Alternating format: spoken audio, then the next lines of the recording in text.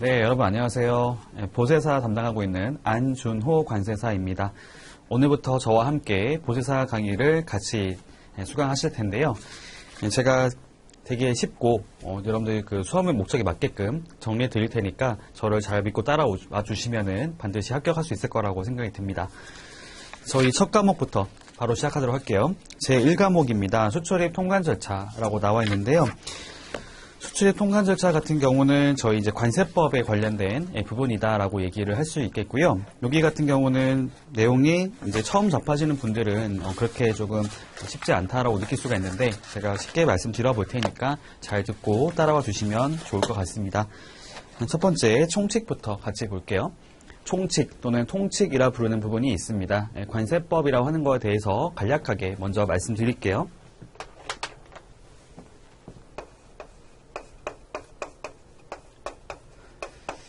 자, 관세법이라 하는 것들을 생각했을 때 보통 저희가 여기 관세라고 하는 것들은 한 번씩은 다 들어보셨을 거라 생각이 들어요. 그렇죠. 관세라고 하는 것들이 정확히 뭔지 모르겠지만 어쨌든 수입하는 물품에 부과되는 세금이 아닌가라는 생각을 할 수가 있을 것 같습니다. 수입 물품에 부과되는 세금이다. 세금을 이제 제가 조세라고 말을 쓸게요. 조세라고 생각할 수 있겠습니다. 맞아요. 관세라는 것들은 기본적으로 이제 원래 원칙은 관세선이라고 하는 게 있어요. 그게 뭐 국경일 수도 있겠고 아니면 별도의 어떤 가상의 선이 될 수 있겠는데 그런 기준을 넘어서게 됐을 때 발생하는 세금이라 보시면 됩니다. 저희 옛날에 그거 기억나시죠?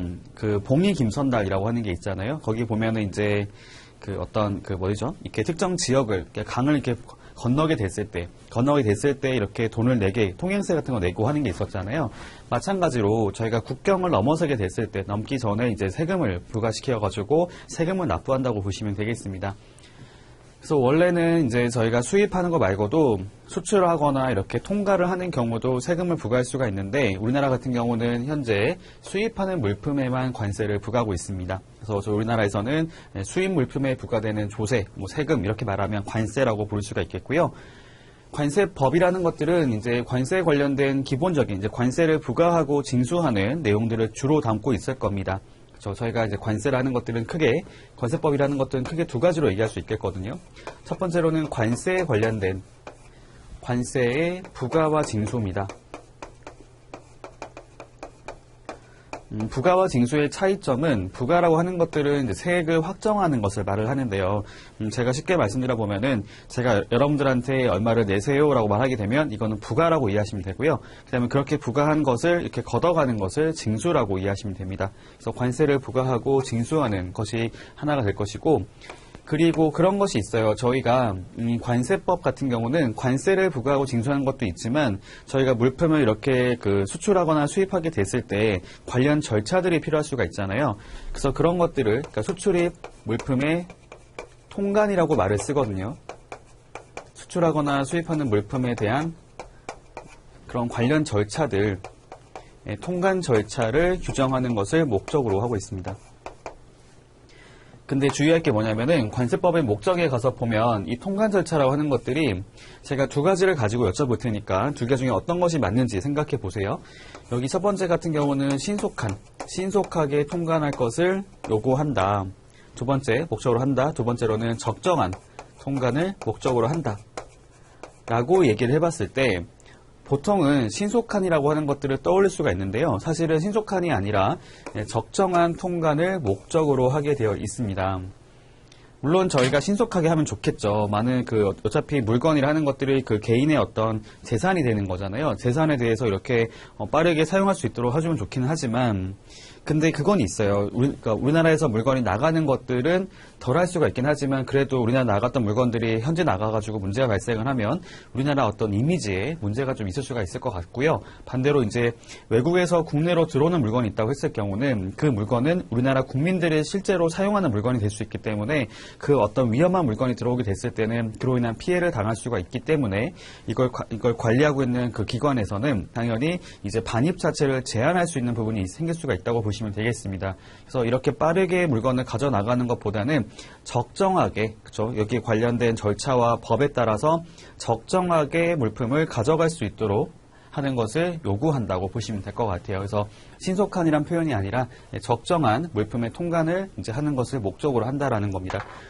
그리고 관세가 부과되고 징수가 되면은 이제 기관 입장에서, 국가 입장에서는 이제 관세를 걷어들였기 때문에 관세 수입이라고 하는 것들이 발생하게 될 것이고요. 관세 수입이 이제 확보가 되면 이런 것들을 통해서 궁극적으로는 국민 경제 발전에 이바지한다고 보시면 되겠습니다. 국민 경제 발전에 이바지할 수 있다. 이바지. 네, 이렇게 보면 될 것 같고요. 요거 말하는 건 아니에요. 요거 말고 이 전체, 요거랑 요거 다 해서 이렇게 국민경제 발전에 이바지하겠다라는 겁니다. 국민경제라는 것들은 저희가 개인적인, 저희 같은 국민들의 개인의 경제를 말하는 것이 아니고요. 요거는 이제 국가 전체를 의미한다고 보시면 될 것 같아요. 쉽게 말해서 우리나라를 좀 더 잘 살게, 더 발전할 수 있도록 이렇게 하는 것을 목적으로 한다라고 보시면 되겠습니다. 여기 나와 있죠. 관세법은 관세 부과징수, 적정한 수출입 물품의 통관, 관세 수입 확보를 통해서 궁극적으로는 국민경제 발전에 이바지함을 목적으로 한다고 되어 있습니다. 뭐 하나 팁을 들어보면요. 저희가 무슨 개별 법마다 목적이 나와 있는 것이 있는데 목적에 보면 거의 대부분은 항상 국민경제 발전에 이바지한다라는 것을 같이 공통적으로 목적으로 하는 게 많습니다. 넘어갈게요.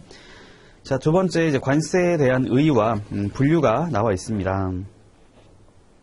관세의 의의와 분류.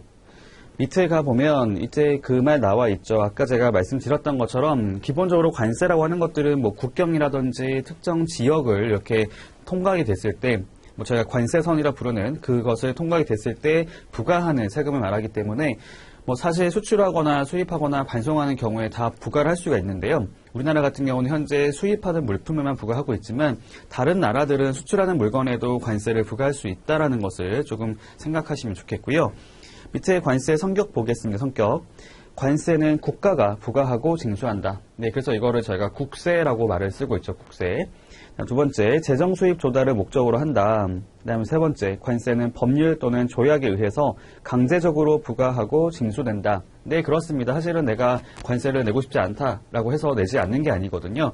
강제적으로 부과하고 징수하기 때문에 당연히 그것을 따라야 되는 의무를 가지게 된다라고 볼 수 있겠고요. 네 번째, 관세는 조세 분류상 소비세로서 간접세 성격을 갖는다라고 되어 있습니다. 그렇죠. 이렇게 이해하시면 좋겠어요. 저희가 관세라고 하는 거죠, 관세. 이 관세라고 하는 것들은 기본적으로 소비세라고 표현을 쓰고 있습니다. 소비세라고. 소비세라고 하는 것들은 말 그대로 소비하는, 물품을 소비하게 됐을 때 부과되는 세금이라 보시면 되는데 사실 관세라고 하는 것들을 내가 수입한다고 해서 내가 물건을 국내로 가져왔다고 해서 내가 직접 소비하는 게 아닐 수가 있잖아요.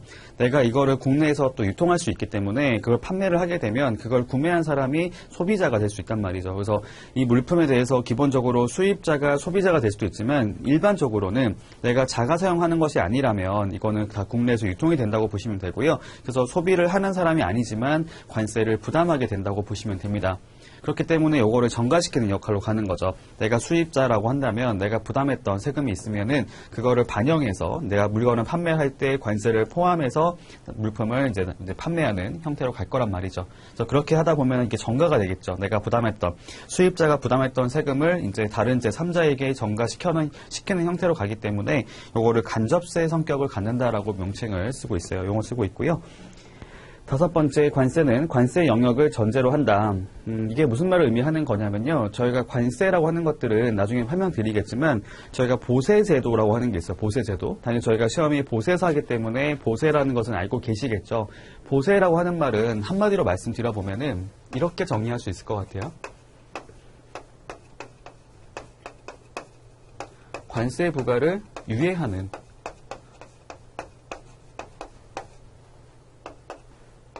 것으로 이해하시면 됩니다. 그래서 보세의 구역이라 그러면 관세 부과가 되지 않는, 관세 부과가 유예되는 그런 장소라고 이해하시면 되는 거죠.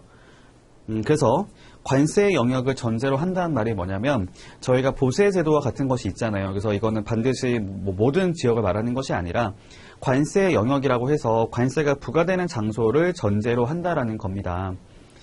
그래서 반대로 말하면 관세가 부과되지 않는 영역도 나올 수가 있는 거죠. 보세 구역이라든지 뭐 자유무역 지역이라든지 이런 것들은 관세를 부과하는 영역이 아니기 때문에 거기에 들어가는 것 자체는 관세를 부과하지 않는다고 이해하시면 될 것 같고요. 6번째, 우리나라는 수입 물품에 대해서 관세를 부과한다. 아까 제가 말씀을 드렸던 것이죠. 넘어가도록 하겠습니다. 그 다음에 이제 7번, 관세는 자유무역의 장벽이 된다. 그렇습니다. 왜냐하면 아무래도 그렇긴 할 것 같아요. 여러분들 만약에 물건을 구매하는 또는 이제 판매하는, 그러니까 수입자라고 생각해 볼게요. 양쪽 모두 생각해 보겠습니다. 여러분들이 물품을 판매할 거예요. 외국에서 물건을 사와가지고 국내에서 물건을 팔 건데 당연히 물품을 수입하게 되면 관세가 발생한단 말이죠. 관세가 발생하면 그 관세 발생한 부분만큼에 대해서 내가 물품 가격에 포함시켜서 국내에서 판매할 때 그거를 반영해서 판매할 거잖아요. 그럼 당연히 물품의 가격이 올라갈 수밖에 없습니다. 내가 원래 그 외국에서 판매하는 물품의 가격이 10원인데 10원에 사왔다 하더라도 국내 수입하게 됐을 때 발생하는 세금이 있기 때문에 내가 부담하는 세금을 같이 더해보면은 보통 한 12원 정도 생각해 볼게요. 그러니까 원래 10원에 사오는 물건이 뭐 12원 또는 15원으로 올라갈 수가 있잖아요. 당연히 관세가 높아지면 높아질수록 가격이 더 올라갈 수가 있게 되겠죠. 그러면 당연히 국내에 있는 소비자 입장에서는 우리나라에서 판매가 안 되는, 그러니까 판매가 안 되는 물건 같은 경우는 당연히 그런 것들을 살 수도 있겠지만 그 판매되고 있는 물품 같은 경우는 비교를 해볼 거잖아요. 이게 지금 관세가 부과돼서 형성된 그 물품의 가격하고 그냥 우리나라에서 생산돼서 그냥 관세 이런 거 없이 판매되고 있는 물품하고 비교해 봤을 때 당연히 국내 물품이 더 저렴하다면 굳이 외국 물품을 살 이유가 없거든요. 그렇죠? 그렇기 때문에 당연히 소비도 억제가 될 것이고 당연히 그렇기 때문에 이것을 그 외국에서 사오는 사람 입장에서도 가지고 오는 사람 입장에서도 내가 이것을 가지고 올 때 나에게 비용이 발생하기 때문에 당연히 그런 것들을 고려할 수밖에 없다는 겁니다. 정말 극단적으로 말씀드려 봤을 때요. 관세가 엄청 높은 물건이 있다고 쳤을 때 그거를 내가 마음대로 물건을 수입하기가 상당히 어렵다는 거죠. 관세가 없고 관세가 낮은 물건일수록 내가 더 자유롭게 거래를 할 수가 있는 것이지 이건 높게 형성되어 있는 물건들을 가지고 온다는 것은 쉽지 않은 부분이 된다. 즉 이거는 무역의 장벽이 될 수 있다고 보시면 됩니다. 그래서 그런 게 나와요. 뒤에 보시면 뭐 과세 목적에 의한 분류 중에 하나이기도 한데 이제 그 수입국들마다 자기네 산업들을 보호하기 위해서 국내 산업을 보호하기 위한 목적으로도 관세를 높게 형성하는 경우도 있거든요. 그럼 당연히 그거에 따른 수입이 억제될 것이고 수입이 억제되는 뿐만이 아니라 소비도 억제되는 형태로 나가겠죠. 넘어갈게요. 밑에 표 보겠습니다. 관세는 국가가 징수하는 대물세, 그렇죠. 물건에 대해서 부과되는 세금이고 납세 의무자와 담세자, 담세자라 그러면은 세금을 부담하는 사람을 말합니다. 납세 의무자와 담세자가 다른 간접세, 수입신고 건별로 과세하는 수시세이고 우리나라에서 수입 물품이 소비될 것을 전제로 부과되는 소비세다라는 거죠. 그렇죠. 아까 제가 말씀드렸던 그런 내용들이 들어가 있습니다. 근데 반대로 말하면 그런 것도 있을 거예요. 여기 소비세라고 하는 것들을 전제로, 그러니까 소비할 것을 전제로 관세를 부과하는 거기 때문에 다르게 말하면은 소비가 안 되는 경우 있을 수도 있잖아요. 소비할 것을 전제로 해서 관세를 부과했는데 나중에 소비가 안 되는 부분이 있다면 요거는 이제 관세 환급을 받는 제도도 있다고 보시면 되겠습니다. 간단하게 먼저 말씀드렸고요. 넘어가도록 하겠습니다. 과세 목적에 의한 분류는 뭐 재정관세, 뭐 보호관세라고 나오는데요. 그냥 말 그대로 재정 수입 목적으로 하는 것이 일반적일 것이고, 그다음에 자기네들 산업을 보호하기 위한 목적으로도 국내 그 산업시키기 위해서 관세를 높게 부과하는 경우도 있을 거예요. 그다음 과세 방법에 의한 분류는 크게 두 가지로 얘기해 볼 수가 있습니다. 저희가 종가세라고 하는 거 하고요. 종량세라고 하는 게 있어요. 종량세. 종가세와 종량세. 말 그대로 이제 정리하시면 될 것 같아요. 종가세 같은 경우는 이 가는 가격을 말한다고 보시면 돼요. 가격. 그러니까 물품의 가격에 부과되는 세금입니다. 가격을 기초로 해서 부과된다. 그러니까 100원에다가 그러니까 일정한 가격이 있으면 거기다가 곱하기 유를 하는 거죠. 일정한 유를 곱하는 겁니다. 물품의 가격에다가 뭐 10% 이런 식으로 해가지고 부과되는 세금을 종가세라고 부르고 있고요. 종량세 같은 경우는 이 량이라 하는 것들은 저희가 중량이나 수량을 말한다고 보시면 돼요. 그러니까 얘네들 같은 경우는 일정한 어떤 퍼센테이지로 율로 부과될 것이고 얘네들은 퍼센테이지가 아니라 이제 그 일정한 단가, 금액을 가지고 부과를 하겠죠. 가격을 가지고 부과한다고 보시면 되겠습니다.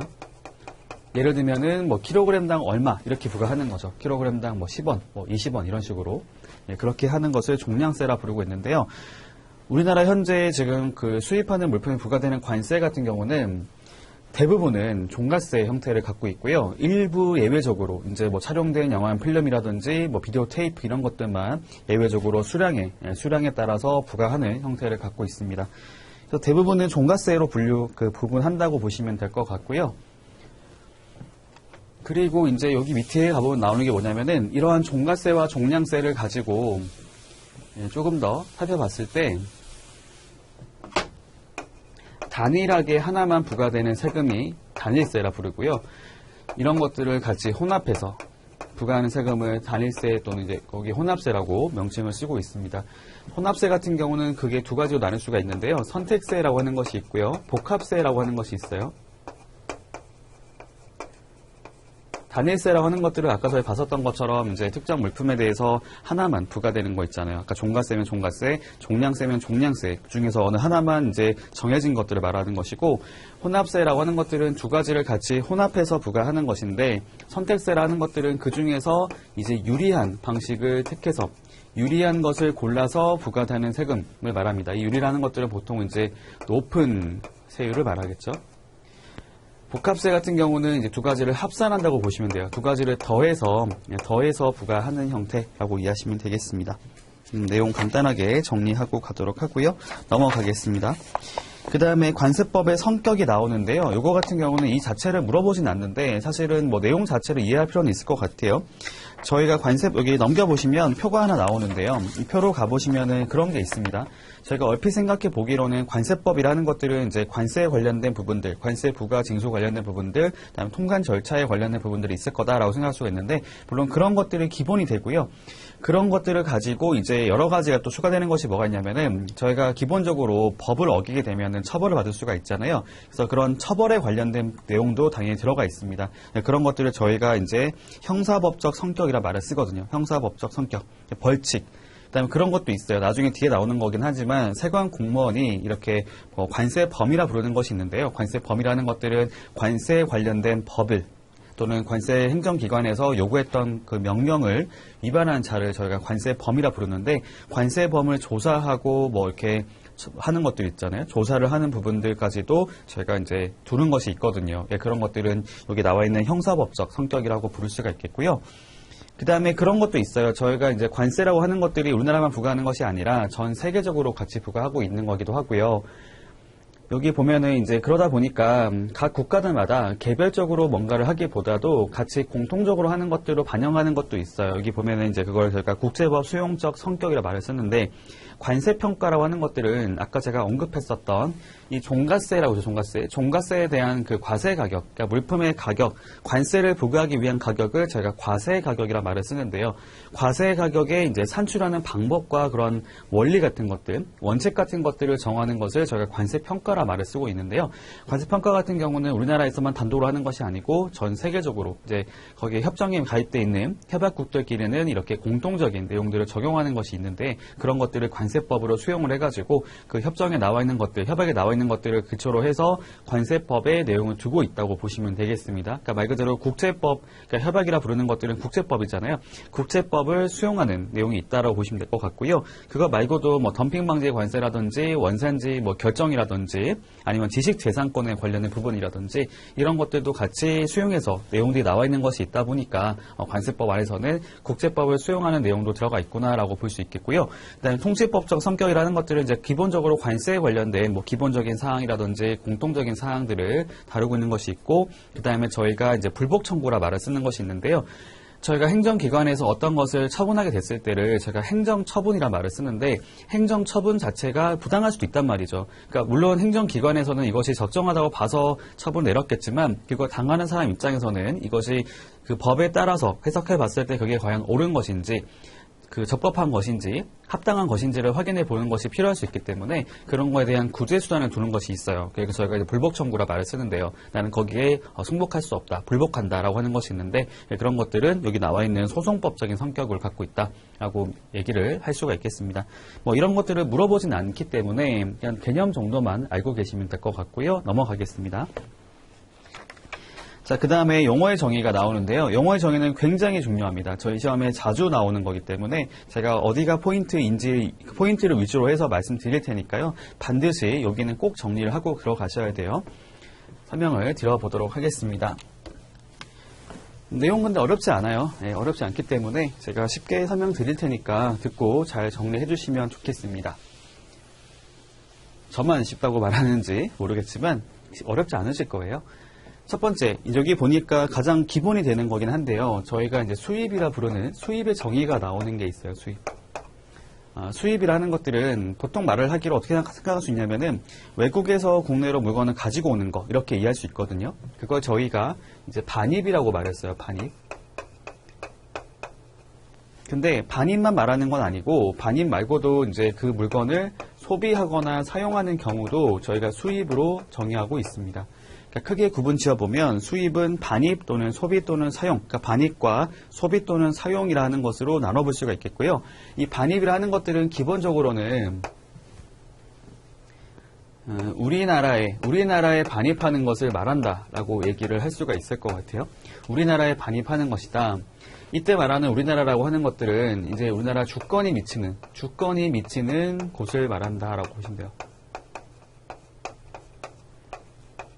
이렇게 말을 쓸게요. 주권에 미치는 영역이다.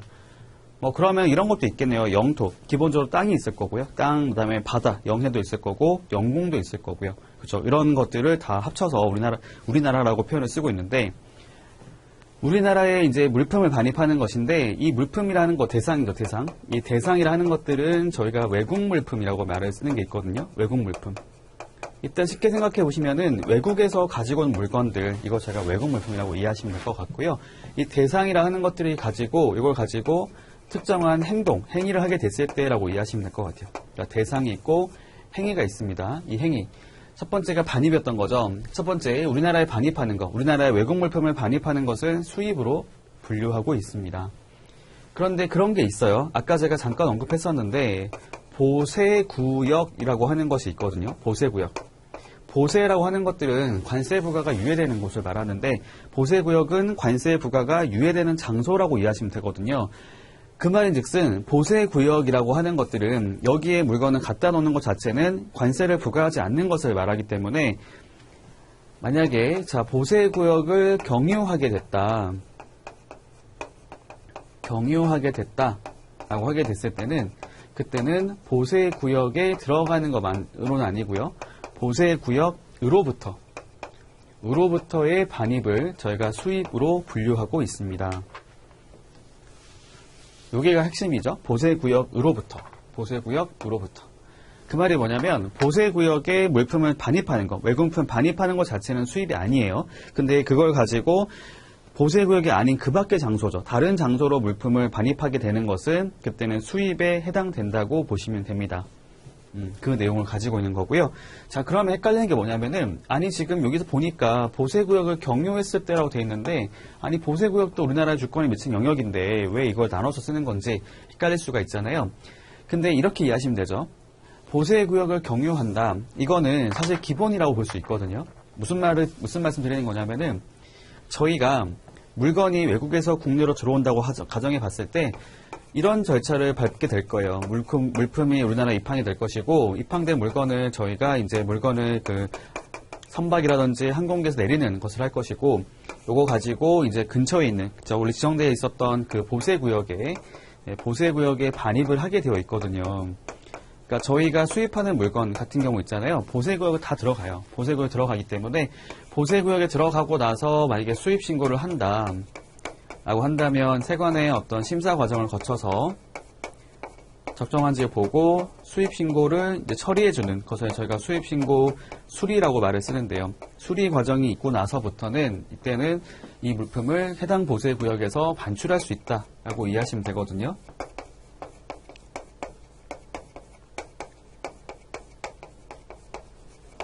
이렇게 이해하면 되는 부분인데.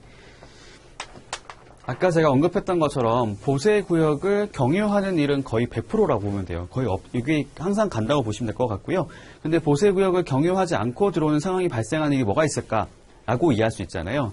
그거 중에 하나로서 이거를 떠올릴 수가 있는 거죠. 밀수입. 방법을 생각할 수가 있다는 겁니다. 만약에 여기 보시는 이것만 있다면, 지금 위에 밑에 있는 것만 있다면 보세구역에 들어가는 것은 오케이 해주고 있고, 보세구역을 경유하고 나서 보세구역으로부터 우리나라에 들어오는 것들은 수입이다 라고 말을 쓰면 보세구역 안 가고 들어오는 것들이 나올 수가 있잖아요. 그런 것들은 수입이 아니라고 생각할 수 있기 때문에 그런 것들이 아니라는 거죠. 미수입 같은 경우는 당연히 보세구역에 들어가지 않을 거예요. 왜냐하면 보세구역 자체가 세관의 통제를 받는 곳이기 때문에 세관 통제를 받으면 미수입을 못할 거잖아요. 그렇죠? 그렇기 때문에 당연히 뭐 배에다가 물건을 몰래 싣고 와가지고 요거를 이제 그 창고로 안 가고 바로 그냥 이거를 가지고 나가는 형태로 갈 거거든요. 그래서 그렇게 하게 됐을 때는 문제가 생길 수가 있고요. 이제 그런 것들을 이제 다 포함하기 위해서 우리나라의 물품을 반입하는 것을 기본적으로 수입으로 보고 있는데, 다만 우리나라만 얘기하게 됐을 때는 보세구역에 대한 부분까지 같이 포함해서 보는 걸로 될 수 있기 때문에 보세구역을 경유하는 경우는 보세구역으로부터의 반입만 얘기한다. 이 말의 취지가 뭐냐면 보세구역에 반입하는 것 자체는 수입이 아니다라고 얘기를 한다고 이해하시면 될 것 같습니다. 정리할 수 있겠죠. 우리나라의 외국물품을 반입하는 것은 수입이지만 다만 보세구역에 들어간 자체로는 수입이 아니기 때문에 보세구역을 거쳐서 보세구역에서 그 밖의 장소로 가는 것을 수입으로 분류하고 있다라는 거죠. 자, 그 다음에 두 번째 보겠습니다. 소비 또는 사용이라고 나와 있는데요. 소비 또는 사용 같은 경우도 마찬가지로 크게 두 가지로 얘기를 해볼 수가 있겠습니다. 첫 번째가 뭐냐면 우리나라에서 소비하거나 사용하는 경우예요. 그러니까 외국 물품을 우리나라에서 소비하거나 사용하는 경우라고 이해하시면 되는데요. 그러면 궁금한 게 뭐냐면 이 안에 보세구역은 들어가는 건가요? 라고 생각할 수 있잖아요. 즉 보세구역에서 외국 물품을 사용하거나 소비하는 경우라고 하는 것을 제가 말씀드리고 싶은 겁니다. 보세구역에 외국 물품을 반입하는 것 자체는 수입으로 안 받잖아요. 근데 보세구역에 외국 물품 반입을 해서 그 안에서 소비하거나 사용하는 경우는 수입으로 봅니다. 소비하거나 사용하는 것은 그 자체로 저희가 관세를 부과하게 되잖아요. 그래서 우리나라에서 소비 또는 사용하는 경우에 보세구역은 이 안에 당연히 포함이 되어 있는 개념으로 이해하시면 될 것 같고요. 근데 우리나라가 아니긴 한데 우리나라로 간주가 되는 장소가 있어요. 여기는 우리나라 운송수단 아닙니다. 운송수단이라 그러면은 선박, 항공기, 그다음에 국경 출입 차량, 그러니까 차량을 말을 하게 되는데 우리나라 같은 경우는 차량을 통해서 운송하기가 어렵죠. 북한 때문에 어렵기 때문에 사실상의 뭐 선박이랑 항공기밖에 없다고 볼 수 있겠는데요. 선박이나 항공기 안에서 이렇게 외국 물품을 소비하거나 사용하는 경우도 수입으로 봅니다. 그렇게 정리를 하시면 될 것 같아요. 지금 제가 네 가지를 말씀드렸거든요. 수입이라는 것들은 기본적으로 외국 물품을 가지고 외국 물품을 대상으로 해서 이렇게 특정한 행위를 하는 것을 말을 하는데 그게 반입을 하는 경우는 우리나라에 반입을 하는 경우를 말하게 되는 것이고 다만 보세구역 자체에 반입하는 것은 들어가지 않기 때문에 보세구역을 경유해서 오는 경우는 보세구역으로부터의 반입을 말을 하는 것이다. 그 다음에 소비 또는 사용도 마찬가지인데 기본적으로 우리나라에서 소비하거나 사용하는 것을 수입으로 보고 있지만 그거 말고도 우리나라 운송수단 안에서 소비하거나 사용하는 경우도 이것도 저희가 국제법상 이거를 이제 그 해당 국가 영역으로 간주하기 때문에요. 우리나라로 간주해서 거기서 소비하거나 사용하는 경우에도 수입으로 본다라고 이해하시면 되겠습니다. 자, 그러면 수입의 정의는 정리할 수 있겠죠. 그러면 밑에 교재가 나와 있는데요. 밑에 보시면 쭉 내용들 이제 확인할 수가 있죠. 뭐 수입이라 하는 것은 반입 또는 반입과 소비 또는 사용을 말을 하는 것인데 요거는 이제 아까 제가 말씀드렸던 것으로 정리를 할 수가 있을 것 같고요. 자, 그리고 이런 것이 있어요. 여기 보면은 그 소비 또는 사용을 하게 됐을 때, 즉 외국 물품을 우리나라에서 또 우리나라 운송수단 안에서 소비하거나 사용하는 경우를 저희가 수입으로 분류하고 있었는데요. 근데 그런 거 있죠. 저희 문득 생각나는 게 뭐냐면은, 아니 내가 해외여행 갔다가 이제 그 안에서 내가 구매했던 물건들을 이렇게 뭐 사용하는 경우도 있었는데, 그 다음에 뭐 외국에서 샀던 물건들을 뭐 그거 말고도 그 비행기 안에서 이렇게 기내식이 나와가지고 먹은 게 있었는데, 요거는 수입이 아닌가라고 생각 들 수가 있잖아요. 그거에 관련된 내용이 하나가 있어요. 아까 봤던 원칙이 그거였거든요. 우리나라에서 외국 물품을 소비하거나 사용하는 경우, 우리나라 운송수단 안에서 외국 물품을 소비하거나 사용하는 경우를 저희가 수입으로 보는 게 원칙인데, 다만 예외적인 경우라고 해서 나오는 게 있어요. 예외적인 경우.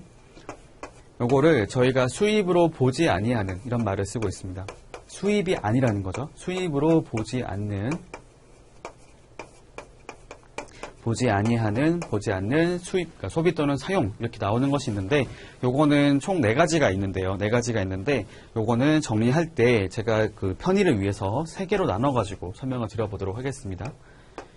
3개. 자, 이건 어떻게 정리할 거냐면요. 기본적으로 대상을 갖고 말을 할 것이고 대상, 그 다음에 장소를 언급을 할 거예요. 장소. 네, 소비 또는 사용하는 장소가 굉장히 중요하거든요. 자, 대상은 첫 번째 같은 경우는 선박용품 등이라고 제가 정의를 할 겁니다. 선박용품, 항공기용품, 그 다음에 차량용품이 나오게 되고요. 두 번째 같은 경우는 여행자 휴대품 이렇게 분류를 하겠습니다. 세 번째 같은 경우는 사실상에 이제 이거 말고 이제 관세법에서 별도로 정하는 것이 있으면 그것도 같이 인정해 주겠다라는 거로 보시면 되고요. 여기는 대상을 갖고 라는 건 아니고 그냥 관세법에서 인정하는 부분이 있다고 했을 때, 그러니까 다른 법에서, 다른 법 조항에서 인정하는 소비가 있다 또는 사용이 있다. 네, 그 경우도 소입으로 보지 않겠다라고 얘기하고 있어요. 그러니까 이거는 사실상의 어떤 포괄적인 얘기하고 있는 것이죠. 관세법상에서 인정하는 부분이 있으면 걔도 수입으로 보지 않겠다라는 것이고, 수입으로 보지 않는다는 뭐냐면은 이 말인 즉슨 관세를 부과하지 않는다고 이해하시면 돼요. 제가 정리해 보겠습니다. 선박용품 등이 나와 있는데요. 이게 대상으로 보면 돼요, 대상. 이게 물품이죠, 물품. 물품이고, 그 다음에 장소가 보면은 두 군데가 나오는데요. 첫 번째가 뭐냐면은 이제 운송수단 아닙니다. 두 번째로는 세관장이 정하는 지정보세구역이에요.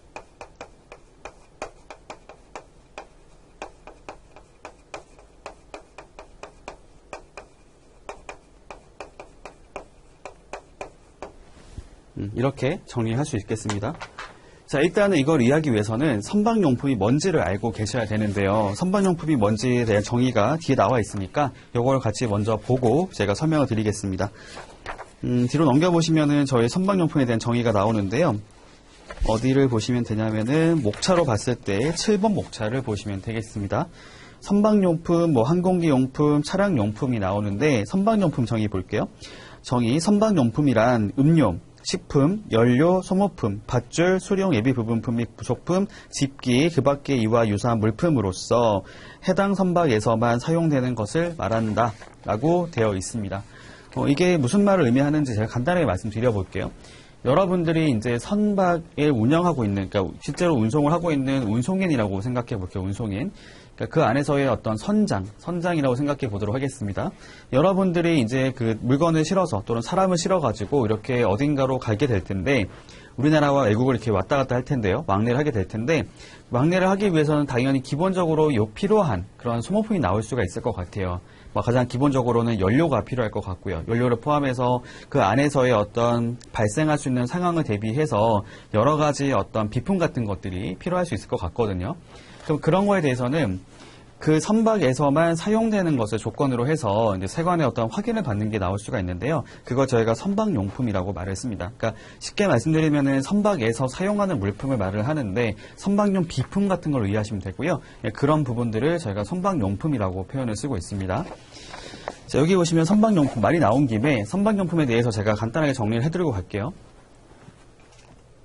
여기다가 쓰겠습니다. 여기다가.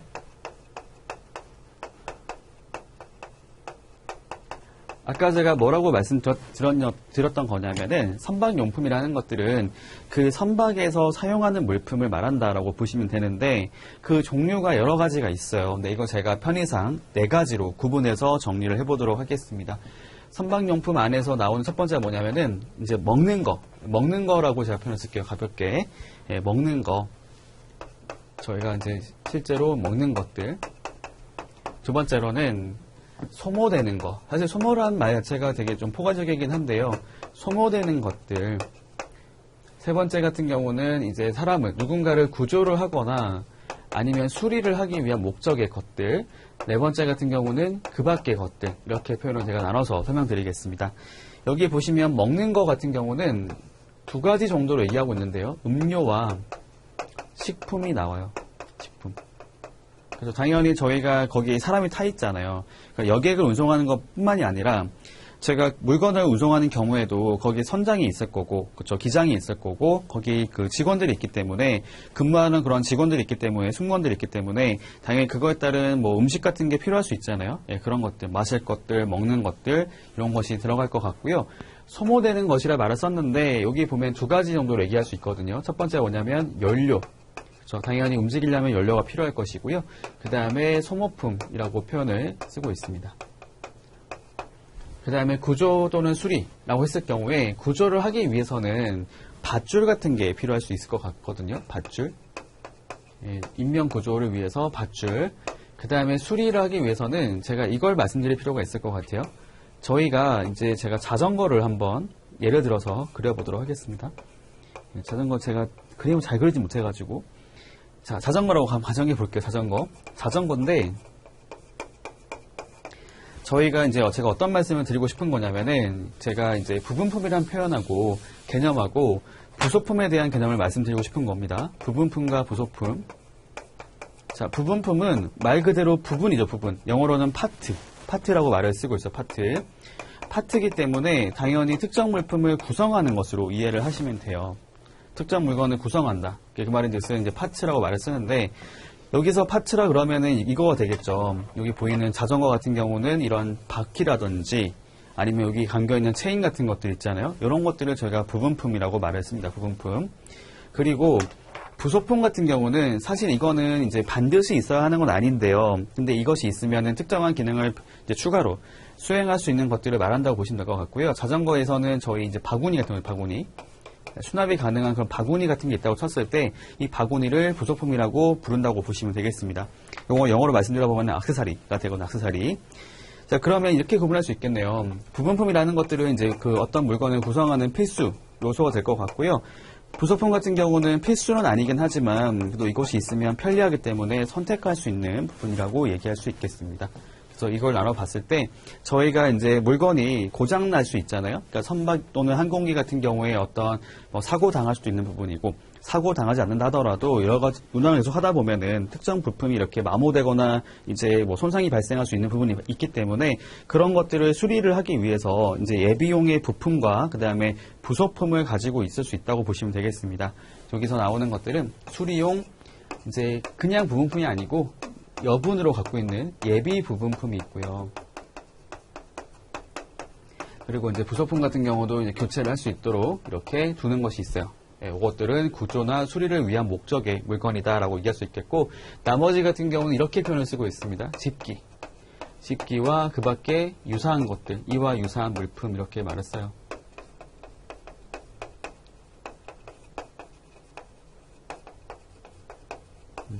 자, 그러면 정리할 수 있을까요? 다시 돌아와서 저희 정의를 같이 보도록 하겠습니다. 자, 선박용품이란 음료, 식품. 아까 말씀드렸던 게 뭐냐면 먹는 거죠. 두 번째, 연료, 소모품. 그래서 소모되는 것들이고, 세 번째, 밧줄, 수리용 예비 부분품 및 부속품. 그렇죠. 이렇게 수리나 구조를 위한 그 물건들이고요. 나머지 집기와 그 밖에 이와 유사한 물품으로 정리할 수 있겠죠. 여기 보시면 선박용품을 4가지로 나눠가지고 제가 정리를 했고요. 제일 중요한 표현이 뭐냐면 맨 마지막에 나와요. 해당 선박에서만 사용되는 것을 말한다. 그 말인즉슨 여기 나와 있는 그런 거 있잖아요. 음료 같은 경우 생각해 보시면은 뭐 음료나 식품 같은 경우에 이게 뭐 그 안에서 선박이나 항공기 안에서 사용하는 것들이라고 이렇게 물건을 가지고 탔는데 실었는데 근데 이게 남을 수가 있잖아요. 남은 것들을 이걸 가지고 내가 어차피 아까우니까 그 승무원이 이걸 가지고 이제 내리면서 얘를 갖고 내린 거예요. 갖고 내려가지고 이제 국내로 가지고 왔다. 요거는 이제 수입 신고를 해야 되는 상황이 된다고 보시면 됩니다. 그러니까 선박용품 같은 경우는 이게 기본적으로 국내로 이제 들어오는 것이 예정된 것이 아니거든요. 그러니까 그 수입국 입장에서는 선박용품이라는 것들은 수입할 물건이 아니라고 보는 거예요. 그러니까 선박에서만 이렇게 사용되는 것이기 때문에 국내로 들어오지 않는 물건이기 때문에 이거에 대해서는 아까 말씀드렸던 것처럼 수입으로 보지 않거든요. 그 운송수단 안에서 사용하거나 소비하는 것들은 수입으로 보지 않기 때문에 관세를 부과하는 대상이 아니라고 이해하시면 됩니다. 이게 첫 번째였던 거죠. 선박용품 등을 운송수단 안에서 소비하거나 사용하는 경우인데 굉장히 중요한 표현이 붙는 것이 있어요. 그게 뭐냐면은 선박용품 등 같은 경우는 이게 그 선박에서 또는 항공기에서 그다음에 차량에서만 사용하는 거기 때문에 용도가 제한적이다라고 이해하면 될 것 같고요. 그렇기 때문에 소비 또는 사용하는 경우에도 해당 용도에 따라 소비하거나 사용하는 경우라고 표현을 붙이고 있습니다. 그 말인즉슨 아까 제가 말씀드렸던 것처럼 이것이 원래는 선박용품으로 사용될 거다라고 해서 인정받은 물건이었는데 그렇게 사용하지 않고 남은 것들을 가지고 들어온다. 요거는 수입으로 본다고 보시면 돼요. 수입에 해당이 됩니다. 관세가 부과되는 것이 부과된다고 보시면 될 것 같고요. 다시 볼게요. 선박용품증은 운송수단 안에서 소비하거나 사용하는 경우를 이제 해당 용도에 따라 소비 또는 사용하는 경우를 수입으로 보지 않게 되어 있고요. 세관장이 정하는 지정보세 구역에서도 거기서 이제 그 해당 용도에 따라서 소비하거나 사용하는 경우에도 수입으로 보지 않는다라고 얘기하고 있는데 이걸 제가 부연 설명드리겠습니다. 이 지정보세 구역이라 하는 것들은 나중에 뒤에서 다시 말씀드릴 건데요. 저희가 보세 구역이라 하는 것들을 구분 지어 봤을 때 종류를 나눠 봤을 때 첫 번째로 지정보세 구역이 나오고요. 두 번째로 특허보세 구역이 나오고 세 번째로는 종합보세 구역이라고 나오게 됩니다. 일단 이것들은 각각 그 기능이 다르고요. 그 목적이 다른데 지정보세 구역 같은 경우는 세관에서, 그러니까 이거는 국가에서 관리하는 장소라 보면 될 것 같거든요. 그러니까 저희가 보세 구역을 반드시 경유해서 가다 보니까 이 지정보세 구역은 반드시 이제 통과를 하기 위해 물품을 이제 통과하기 위해서 필요한, 그러니까 장치가 필요한 것이 있는데 그런 것들을 어떤 사인들이 이렇게 개인들이 하게 됐을 때는 사익을 추구할 수 있는 게 있다 보면 아무래도 이제 물류 비용이 올라갈 수가 있잖아요. 그러니까 그런 것들에 대해서 이제 국가에서 관리하는 장소라고 보시면 될 것 같고요. 이 지정보세 구역 같은 경우는 기본적으로 공익을 목적으로 한다. 공익 추구를 목적으로 한다고 보시면 될 것 같고. 그 다음에 뒤에 보시면 특허 같은 경우는 사익 추구를 목적으로 하는 거죠. 종합 같은 경우는 이제 특허보세 구역의 기능 중에서 두 가지 이상의 기능을 종합적으로 하는 것을 말을 하는데요. 여기 같은 경우는 외국인 투자 유치를 목적으로 한다. 라고 보시면 될 것 같고요. 네, 거기 보시면 될 것 같고요. 여기 보면은 지정, 특허, 종합 나오게 되는데 자세한 종류들은 나중에 다시 말씀드리도록 할게요. 그 다음에 여기 보면은 지정보세 구역 같은 경우에도 여기 보면 이제 이거 중에서도 세관장이 정하는 이란 말이 있어요. 그러니까 저희가 헷갈리면 안 되는 게 뭐냐면은 지정보세 구역은 나중에 또 말씀드리겠지만 여기 지정권자가 세관장이고 특허권자도 세관장인데 이때 말하는 지정이라 하는 것들이 그러니까 세관장이 정한단 말이 세관장이 지정하는 이런 말을 말하는 게 아니고 지정보세 구역 안에서도 세관장이 별도로 정해진 이렇게 이해하시면 됩니다. 그 장소를 저희가 지정보세 구역 이렇게 말을 쓴다는 거고요. 이렇게 그 안에서 이제 용도에 따라서 소비되거나 사용하는 물품이라고 보시면 될 것 같고요. 그 다음에 여기 뒤에 추가로 보는 게 뭐가 있냐면은 이제 그 어떤 상황이 나오는 게 있어요. 상황. 이게 두 가지가 나오는데요. 첫 번째가 뭐냐면은 저희가 출국을 하는 경우이고요. 두 번째로는 이제 환승하는 경우. 경유하는 경우라고 이해하시면 되거든요. 이 출국 같은 경우는 이거 있죠. 저희가 이제 외국에 나갈 건데요. 나가기 전에 그 출국 심사를 먼저 할 것이고 출국 심사 마치고 나서 바로 나가는 게 아니라 좀 잠깐 동안 대기를 하는 장소가 있다고 생각해 보도록 하겠습니다. 그러니까 출국 심사를 마치고 이제 여기 나와 있는 세관장이 정하는 지정보세 구역에 여기서 잠깐 대기를 하고 있다라고 보시면 될 것 같고요. 그 다음에 환승 같은 경우도 마찬가지인 거죠.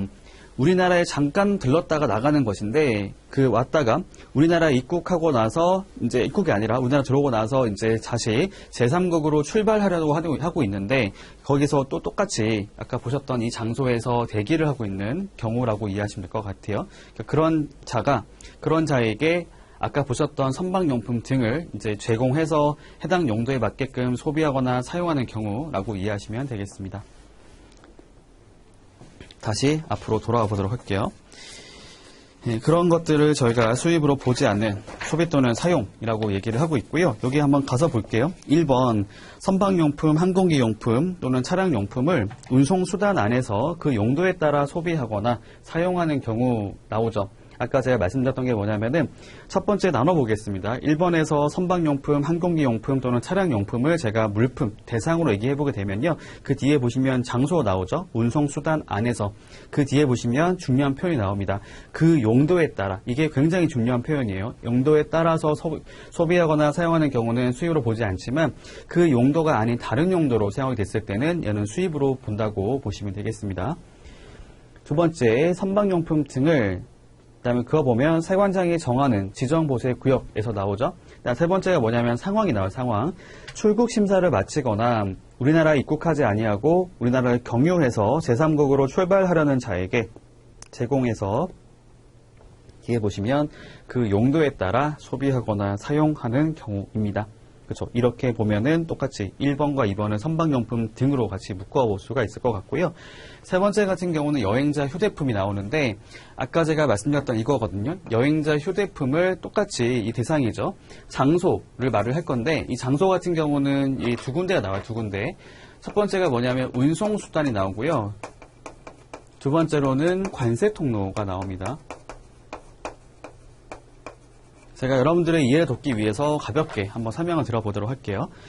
여행자 휴대품이라는 것들은 말 그대로 여행을 가는 사람이죠. 여행자. 그러니까 저희가 일반적으로 해외 나갔다가 거기서 마음에 드는 물건이 있는 거예요. 이렇게 먹는 거가 있다고 칠게요. 마카롱이라든지 어떤 초콜릿 같은 걸 샀다고 쳐볼게요. 그거 사가지고 이제 국내로 가지고 오는데 비행기 안에서 배가 고파가지고 하나 까먹은 거죠. 하나 거기 있는 물건을 이렇게 꺼내가지고 먹었다. 그게 바로 이제 운송수단 안에서 소비하거나 사용한 경우거든요. 근데 그렇게 하나 먹고 나서 다시 이제 도착하고 나서 저희가 입국 심사 받기 전에 이렇게 뭐라고 할까요? 비행기 내려가지고 이제 그 공항까지 가는 통로가 있잖아요. 그 통로 가는 길에 이렇게 하나를 더 까서 먹었다고 생각해 볼게요. 그게 두 번째 케이스가 바로 이제 관세 통로라고 보시면 될 것 같고요. 첫 번째는 이제 운송 수단이라고 보시면 됩니다. 그러니까 여행자가 자기가 갖고 있는 휴대품을 이제 그 운송 수단에서 소비하거나 사용하는 경우이거나 두 번째로는 관세 통로에서 소비하거나 사용하는 경우라고 얘기하고 있거든요. 둘 다 공통점이 뭐냐면은 이걸 갖고 국내로 지금 들어온 게 아니라는 겁니다. 그러니까 관세 통로라고 하는 것들은 이제 관세를 부과하기 위한 목적으로서 이제 이렇게 제한되는 장소를 말을 하긴 하는데 어쨌든 간에 그 물품을 직접 저희가 공항까지 갖고 와가지고 수입한 게 아니잖아요. 그래서 들고 들어온 게 아니기 때문에 그 들어오기 전에 운송 수단이든 뭐 관세 통로든 그 장소에서 소비하거나 사용한 경우를 말하는 것이고 그 경우에는 저희가 수입으로 보지 않는다고 되어 있습니다. 그쵸. 제가 그런 말씀 한번 드려볼까요? 저희가 이제 생각했을 때 여러분들이 만약 해외여행 자주 가시는 분들이라면 더 이해가 빠를 것 같은데요.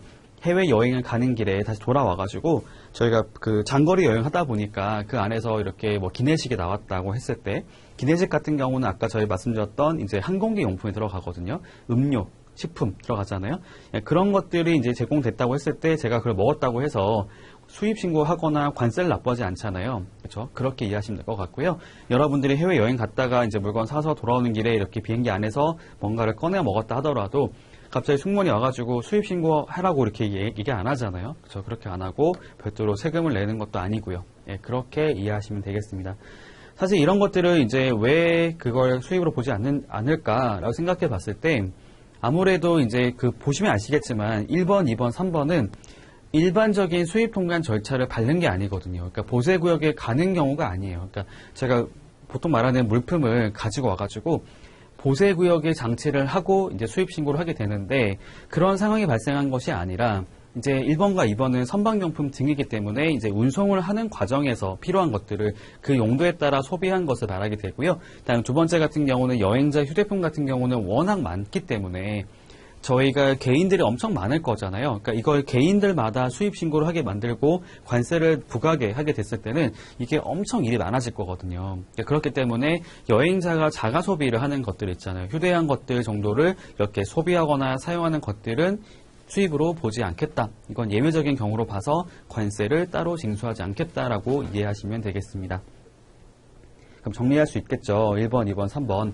아까 제가 말씀드렸던 것처럼 선박용품 등 여행자 휴대품, 그다음에 관세법에서 인정되는 소비 또는 사용 이 부분으로 나눠서 정리하시면 될 것 같습니다.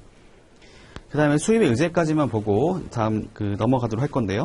수입의 의제 같은 경우는 제가 이제 의제라고 하는 말은 뭐뭐 한 것으로 간주한다라고 이해하시면 돼요. 간주한다. 그렇게 한 걸로 이제 보겠다라고 이해하시면 될 것 같고요. 수입의 의제이기 때문에 수입한 것으로 보겠다라고 이해하시면 되거든요. 밑에 가볼게요. 대상이 나오는데 총 6가지가 나오고요. 저희가 이제 이 대상을 생각했을 때 크게 2가지로 나눠가지고 정리해 볼 수가 있을 것 같아요. 저희가 원래 세관 입장에서는 그러니까 관세 행정기관 입장에서는 당연히 수입을 하게 됐을 때 수입 신고를 하게 만들고 관세를 납부하게 만드는, 관세를 징수하는, 그러니까 관세를 부과하고 징수하는 걸로 가게 될 텐데, 요걸로 수입 신고를 하지 않아도 된다고 하는 이유가 분명히 있을 거란 말이죠. 수입의 의제는 크게 대상을 두 개로 나눠서 얘기를 해볼 수가 있거든요. 첫 번째가 뭐냐면은 절차를 생략하는 경우라고 이해하시면 될 것 같습니다. 그러니까 원래는 수입 신고하든 반송 신고하든 수수 신고를 하든 저희가 원래 들어오게 됐을 때는 신고를 먼저 하게 되어 있거든요. 세관장에 신고를 하게 되어 있는데, 다만 그 절차가 생략되는 것이 있기 때문에 이 내용들을 수입 의제로 본다고 이해하시면 될 것 같고요. 나머지 같은 경우는 이것은 국가에서, 세관에서 물품에 대한 처분권을 보유하고 있다라고 보시면 될 것 같습니다. 이게 좀 취지가 다르거든요. 절차 생략 같은 경우는 말 그대로 수입 신고를 요하지 않는 물품이기 때문에 그거는 그냥 수입 신고한 걸로 간주하겠다라고 얘기하는 부분이 있고요. 두 번째 같은 경우는 세관에서 처분권을 갖고 있기 때문에 원래는 이 물품에 대해서 이것을 수입하는 자가 수입 신고하고 관세를 납부해야 되는데, 이거에 어떤 상황이 발생해가지고요, 어떤 특수한 상황이 발생해가지고 그거에 대한 처분권을 세관이 가져가 버린 거란 말이죠. 그럼 세관이 그걸 가지고 이제 물건을 처분할 수가 있는 부분인데, 세관이 이거에 대한 처분권을 가져가는데 세관이 수입 신고하고 물건을 가져가는 게 아니잖아요. 그 경우를 예를 들어서 이제 말씀드릴 겁니다. 여기까지 보도록 하고요. 조금 다음 시간에 내용 이어서 보도록 하겠습니다.